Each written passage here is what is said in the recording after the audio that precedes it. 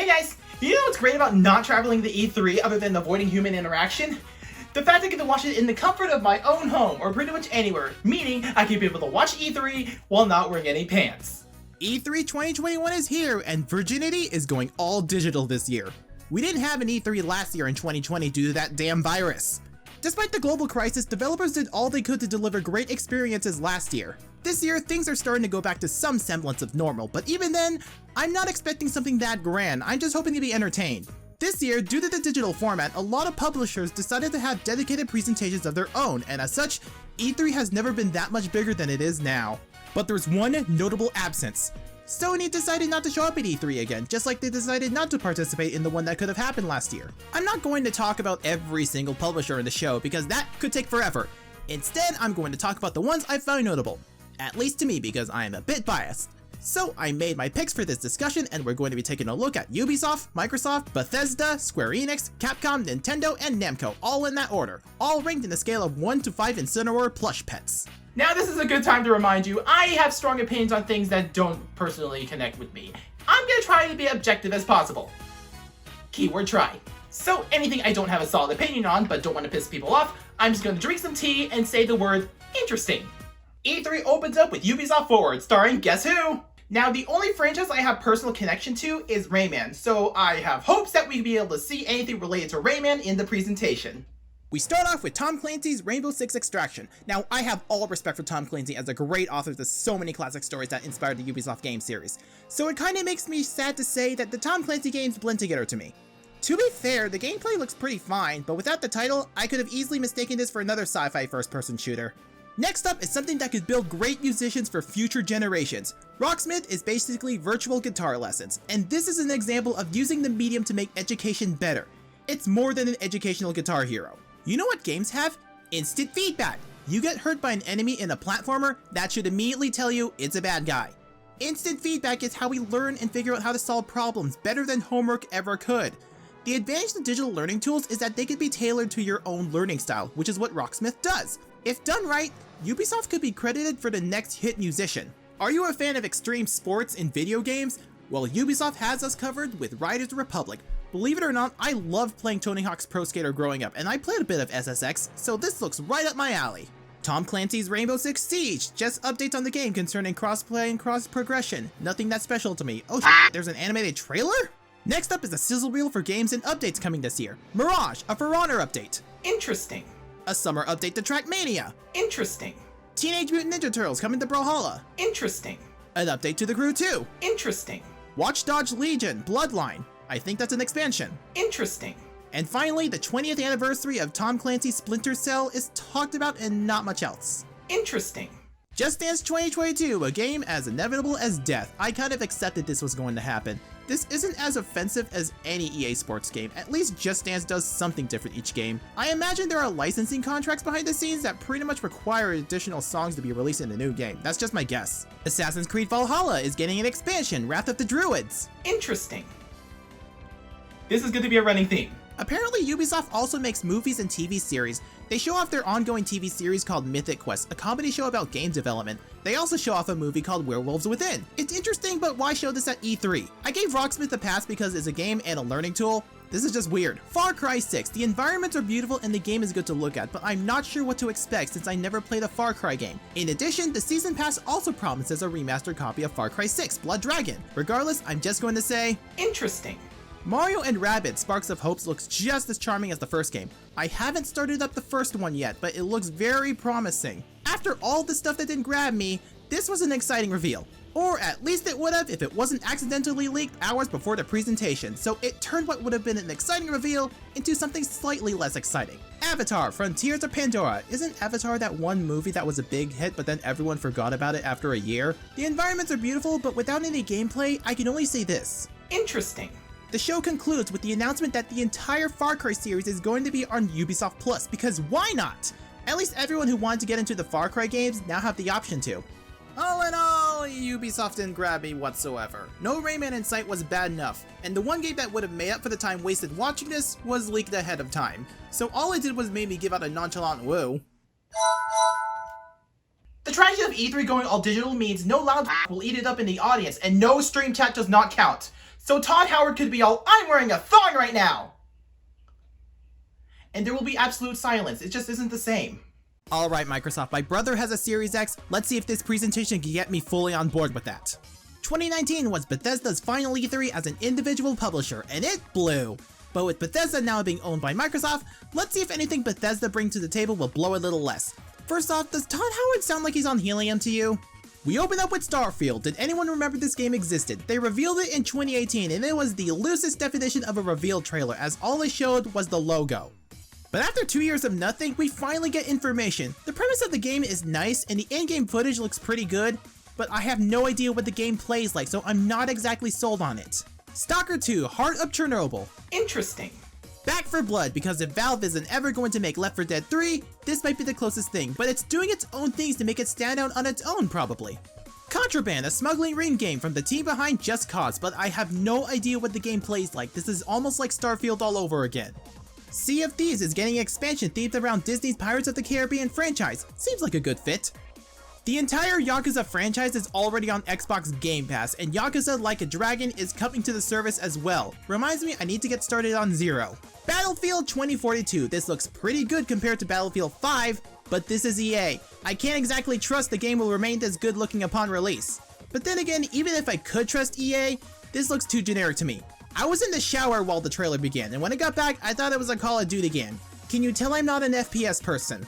12 minutes, I was wondering what became of this game after E3 2019. We finally get a release date, so a game revolving around being stuck in a time loop of the last 12 minutes of your life seems interesting. Psychonauts 2 is just guilt-tripping me to start up the first game that's been rotting at my Steam library untouched, because this looks pretty awesome. Now I have a personal goal to play the first game before it comes out. August 25th. Guess I have 2 months. Bethesda is bringing more to Game Pass, which is kinda nice. Oh look, more Skyrim. And more stuff to come about Fallout 76. I don't think people care about it anymore at this point. Unlike No Man's Sky or Final Fantasy XIV, I think this game is beyond saving. But I'll be damned if I've somehow proven wrong. Uncanny Valley ahoy, we have an expansion. Elder Scrolls Online, just a major update for players of the game. Interesting. Movie narrator, bright atmosphere, smells like Fortnite. Wait, are those the most adorable animals ever? Okay, I'm sold. It looks so cute. Oh wow, that got dark. Party animals, not the most creative title given its theme, but it looks like a pretty fun time with friends. Honestly, I'll play it just for the animals because you know how much I love cute dogs. Hades, stop trying to guilt me into playing you. I will get to you eventually. Somerville is up next. This looks depressing. The main character has a dog. This gives me Limbo vibes. Halo is 20 years old at this point. I feel old. I have my history with Halo. I hardly played it and had a petty hate for it as a kid, but I calmed down on it as I grew up. Halo Infinite did get delayed due to that damn virus, but people did talk about how the graphics don't look great based on what they saw last year. Now, I'm not much for realistic art style, so I'm not the best person to get an opinion on that. Regardless, this looks visually impressive, and the gameplay looks pretty good as well. I haven't dived into Halo in years, and by that, I mean I only played once, and all other times was just watching my friends and brother play. But this does keep the spirit of Halo, and making the multiplayer free to play is a smart move. Next up, someone catch that damn tarantula, we got a Diablo 2 remaster! This looks satanic enough to make me think of Diablo, and Lord of Action RPGs, you're saying that to a Tales fan. I do have respect for Diablo 2, so seeing the remaster, or resurrection as they call it, makes it pretty glorious. A Plague Tale Requiem. Interesting. Far Cry 6, this was in the Ubisoft presentation, so this being in the Microsoft presentation pretty much only serves for those people who didn't watch Ubisoft. And I'll say it again. Interesting. Wait, there's an attack rooster? Oh my god, this is the cutest thing ever! It's Slime Rancher, the cutest pet slime game ever! It's getting a sequel?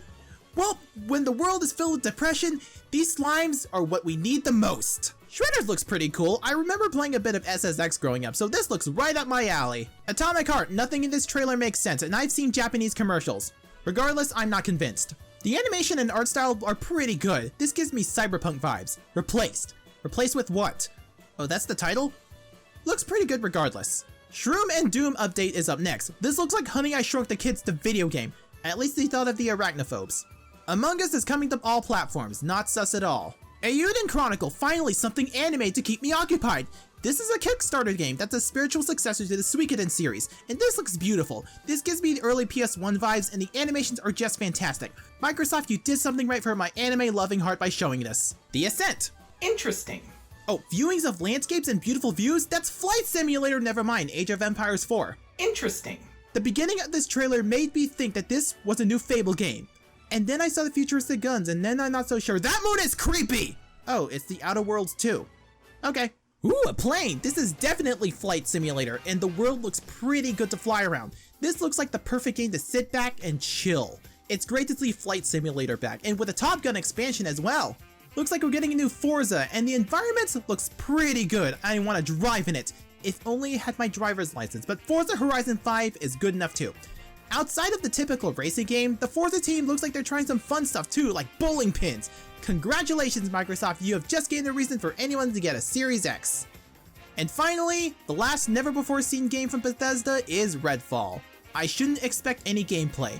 You think censored swearing is gonna sell people? The more I watch, the more confused I get, wondering what type of game I'm expecting this to be, but I'm getting Left 4 Dead vibes.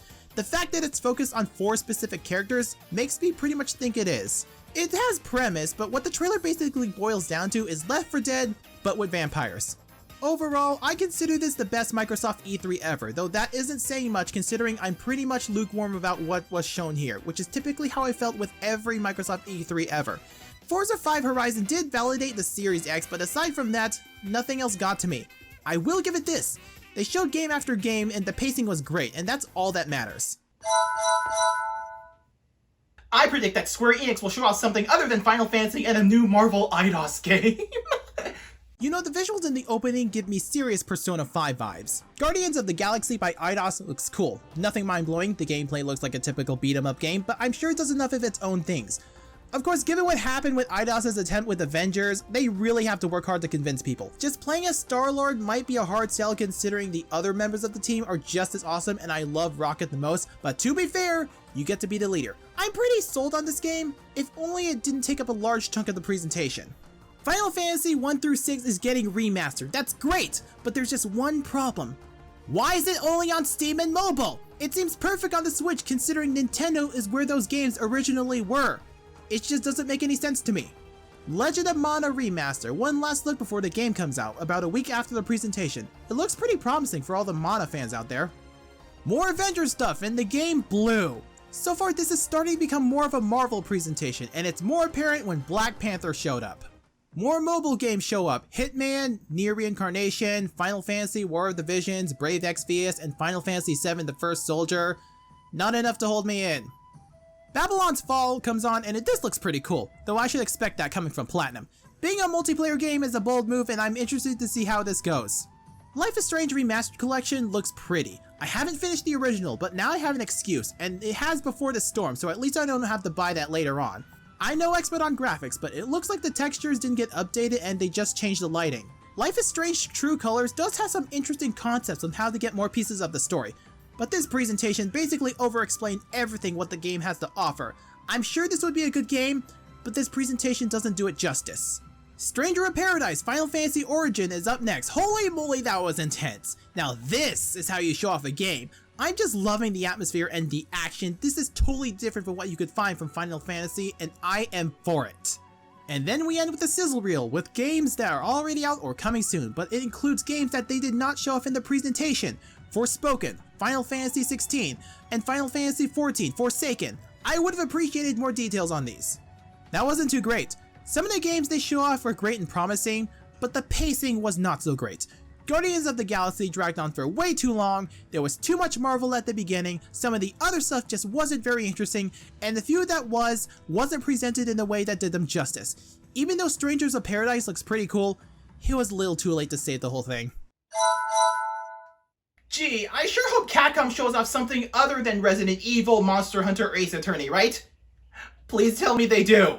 This is Capcom's first time having an entire presentation to themselves. Usually they're presenting something alongside Nintendo, Sony, or Microsoft, but here, the floor is all on them. However, ahead of time, they confirmed they're going to talk about the Great Ace Attorney Chronicles, Monster Hunter Stories 2, Monster Hunter Rise, and Resident Evil Village. Not a great way to start your presentation than to tell us 4 games before the show. Yes, Nintendo does it, but they only do it for 1 game. First off, we start off with Resident Evil Village. Due to people loving it so much, which I can probably attribute it to a certain lady, it's getting DLC to expand the game. Monster Hunter Stories 2 gets a larger trailer and it looks pretty cool. That's all I have to say. Monster Hunter Rise is getting its first collaboration and it's with Monster Hunter Stories 1 and 2. The Great Ace Attorney Chronicles looks fantastic. I played most of the Ace Attorney games and I loved all of them. The courtrooms remind me of the trials in Professor Layton vs. Phoenix Wright. I am sure I'm going to have a great time. It's great that those in the West can finally experience the Great Ace Attorney games. That's it! No other premieres or anything new, it was just those 4 games. But they did have one last thing. And by last thing, I mean, why use E3 for this? They hyped up the Capcom Cup and other Capcom fighting game tournaments. That's it. It should be noted that there's only one DLC character left for Street Fighter V that hasn't been revealed yet, and they didn't take the chance to reveal it right here. That was disappointing. What the hell happened here? This presentation was terrible for E3 standards. It puts Bethesda's 2019 presentation to shame. At least Bethesda had something new. Capcom was filled with stuff that's already out and getting additional content, or have already been announced at an earlier time.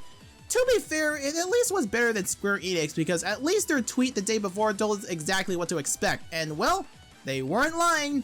The wording did imply that those 4 games are all we're going to see, so expectations were not that high to begin with. Boop. Next up, the company that gives me the most feelings, Nintendo. Now, because it is Nintendo, I know I run the risk of sounding like a bitch if I maintain too positive of an attitude of whatever's being presented, and that, trust me, I completely understand people like that exist. I've been a Nintendo guy a long time. We start off with the brand new Smash Bros. Trailer, and oh god, Ganondorf is dead. The scenario looks familiar. That shirtless chest looks familiar. Get ready for the next battle. Looks like Tekken worked out in Smash after all, because Kazuya Mishima is next in line to be the next DLC fighter. Does this technically mean we finally got Tekken Cross Street Fighter now? Back in Smash 4, Heihachi was originally going to be a DLC character, but it just didn't work out at the time. So I'm glad to see Tekken finally work out, and Kazuya looks amazing. It definitely crushed my dreams of a Tales of character or Klonoa in Smash, but as one of the most iconic fighting games, I'll roll with it. After all of Bandai Namco's hard work into making Smash Ultimate, they earned this. Now I just need directions to the nearest ice cream shop, because trust me, I'm going to need it after this announcement. We get an animated Life is Strange trailer. Does that mean what I think it means? Yep! Life is Strange Remastered and True Colors are coming to Switch, so if you want to experience the story while in the toilet, the option is there for you. Eidos's Guardians of the Galaxy is coming to Switch. We've seen too much of it in the Square Enix presentation. Why didn't they reveal it was coming to the Switch there? Worms Rumble is an interesting take on the Worms gameplay, and it looks pretty fun. Astra Ascending. Interesting. 2 Point Campus. Interesting. Right on time for the 20th anniversary of Super Monkey Ball, Super Monkey Ball Banana Mania is absolutely stunning. It's too bad that it was leaked the day before, so the reveal could have been more exciting, but it's still a spectacle to behold regardless. It's basically the original Monkey Ball 1, 2, and Deluxe being remastered in this game, so if you want to experience it and didn't like Banana Blitz Onward, this is the way to go. Mario Party Superstars, basically what the top 100 should have been. The remastered classic boards look absolutely beautiful, and the minigames look just as fun as the original, but I will miss that pop-up book art style from Mario Party 3 minigames. The downside, this is only the Nintendo 64 board, so everything from 4 and onward is pretty much going to be minigames only. And online play is available for every single game mode. Super Mario Party getting online play a few months ago was just foreshadowing this game. It's not surprising this is significantly better than Super. This is looking to be the Mario Party game to play with friends. No news on Metroid Prime 4, not surprising in the slightest, but at least you're getting a new Metroid game to tide us over. Looks like you're going 2D Metroid here. I am loving Samus's looks here, and that robot chase was pretty tense. The title is Metroid Dread. Wait, that sounds familiar. Oh, holy shit, it's that canceled Metroid game for the DS! That's so cool, they're bringing back a canceled project, and it looks damn amazing! Just Dance 2022, why show it here when Ubisoft did it already? Cruise and Blast. Interesting. Dragon Ball Z Kakarot. Interesting.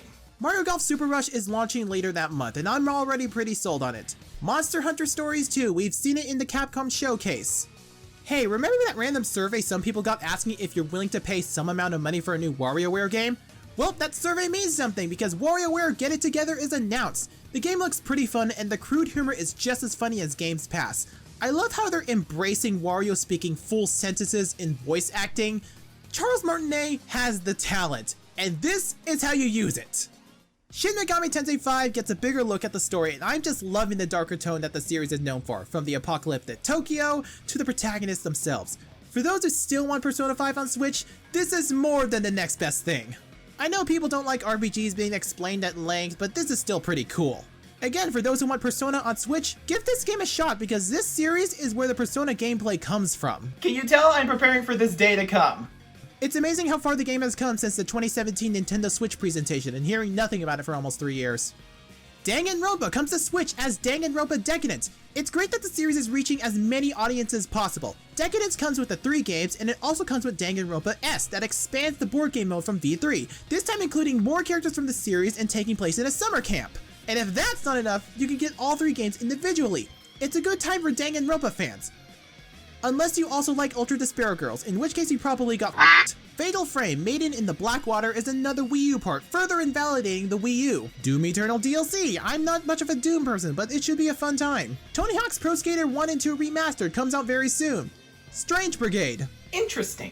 Mario and Rabbids Sparks of Hope. Again, this was shown in the Ubisoft presentation. Again, it was leaked hours before Ubisoft's presentation. Again, I'm still sold on it. Advance Wars 1 and 2 are being remastered. For those Fire Emblem fans out there that want something else, or for those tired of Fire Emblem taking the spotlight, Advance Wars is for you. I've always wanted to play this game as someone who loves Fire Emblem, so I can't wait to get my hands on this. Hyrule Warriors Age of Calamity Expansion Pass DLC finally gets detailed, and you get to play as a Guardian? Link has what's basically nunchucks? Zelda on a motorcycle? I'm sold! Eiji Aonuma comes out in the black background of Doom. We go over Skyward Sword HD that's coming out next month. This game has been shrouded with controversy of some sort, but I'm still looking forward to playing this game. For more anniversary celebrations, we get a Game & Watch with Zelda 1, Zelda 2, the original Link's Awakening, and the Game & Watch game Vermin with Link in it. I guess if you want something cool, this might be up your alley. And after 2 years of nothing, we finally get more details on the Breath of the Wild sequel. And by God, it is breathtaking to look at. It looks like we're taken to the skies! Unfortunately, no title yet, so I'm going to have to refer to Breath of the Wild 2 for much longer. To be fair, they did say that if they did include the title, people will figure out what's going on right away. So I will roll with it. It's good to finally have news. It's gonna bug me that we don't have a title yet, but it's fine. It should go without saying, but aside from a really good presentation from Microsoft and the rubbish other ones, Nintendo really took the stage. There was exciting news after exciting news. There was stuff that I wish was in this presentation, but I'm not complaining too much. Last up, we have Bandai Namco. Oh boy, I predict more Tales of Arise, a new Klonoa game, some Tales ports, a new Pac-Man game, some Tales remakes, some anime games, a Tales character in Soul Calibur. Just like Capcom, Bandai Namco having their own presentation is a first for them. The presentation starts off by telling us about their new horror game, House of Ashes, alongside a developer interview. That's it! No Tales of Arise, no Scarlet Nexus, no Elden Ring, nothing. Oh my god! This has got to be the most disappointing end of E3 ever, and it hurts that it had to be the company that birthed my favorite series. They didn't show off anything with their own franchises, which is bad enough, but they also didn't show off anything related to the many anime franchises they publish games for, which is what they're known for nowadays. This would have been a good opportunity to do either one of those things, and this presentation did neither. Spending their entire presentation on a single game that caters to neither crowd is just asking for a bad E3. Oh wait, they did show off Scarlet Nexus and Tales of Arise and revealed Elden Ring, which looks pretty good. However, all of those were before E3, and they chose to do that while having a game I didn't know existed until now be the only thing they have at E3. Come to think of it, Namco's presence in E3 before this was Kazuya's reveal trailer in Smash Ultimate and Dragon Ball Z Kakarot. Both were in the Nintendo Direct before this. At least Capcom gave us multiple games, all of which were stuff that had been revealed previously. Namco is notoriously terrible at marketing their own games, on a case-by-case basis. Here, it was as if they were like, nobody watches E3 for anime-looking stuff, so let's stick Tales of Arise and Scarlet Nexus before E3 so we avoid the anti-anime force, and stick House of Ashes as our only game in our show to show the Western audience we mean business. But by only showing House of Ashes in E3, not only is this jeopardizing Scarlet Nexus and Tales of Arise's potential Western sales, and not giving attention to the recently revealed Elden Ring, but it also alienates both sectors of Namco's fanbase. Nobody really wins! That was a bad E3, and I blame that damn virus! E3 being all digital this year didn't change things, nor did it improve from the last E3, which was in person. Nintendo was great, and Microsoft was pretty good as well, but everything else just didn't hold up, and Sony being absent didn't help matters. I understand the global crisis of 2020 was something the gaming industry had to adapt to, so I wasn't exactly expecting too much great stuff. But the new generation of consoles began when the global crisis was showing signs of a resolution, so I wouldn't blame people for expecting lots of awesome things, only to feel disappointed this E3. Hopefully in E3 2022, companies will be able to fire at all cylinders like normal once again, because by then, in-person events will be allowed to run again, where we get beautiful displays, human interaction, and that one guy in the audience that just won't shut the f*** up. Yeah! And I miss him already!